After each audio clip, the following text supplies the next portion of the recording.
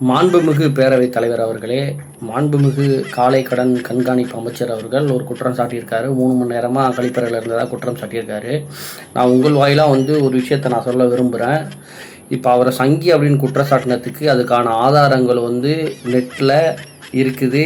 அவர் கொடுத்த பேட்டி இருக்குது. அவர் அதிமுகவில் இருந்திருக்காரு. அதுக்கப்புறம் அவர் பிஜேபியில் இருந்திருக்காரு. சங்கிக்கான ஆதாரம் எல்லாமே இருக்குது.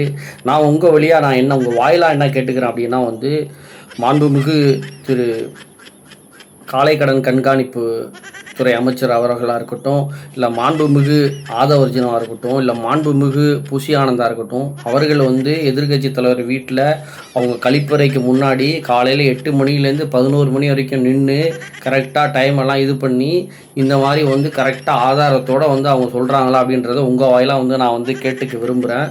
இல்லை அதான் அடுத்தவங்க வீட்டு பாத்ரூம் எட்டி பார்க்குறாங்களா அப்படின்றதையும் நான் உங்கள் வாயிலாக கேட்க விரும்புகிறேன். ஒரு நிமிஷம் இருங்க, முடிச்சிடுறேன். மாண்புமிகு பேரவைத் தலைவர் அவர்களே, முடிச்சிடுறேன். கடைசி 2 வரி 2 பாயிண்ட்டு நான் முடிச்சிடுறேன்.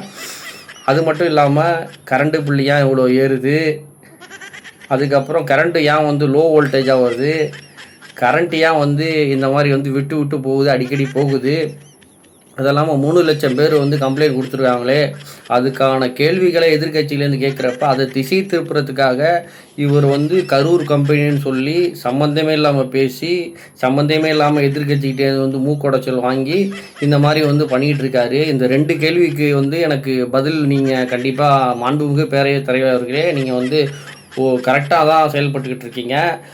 காலை கடன் முடிக்கிறது ஷிட்.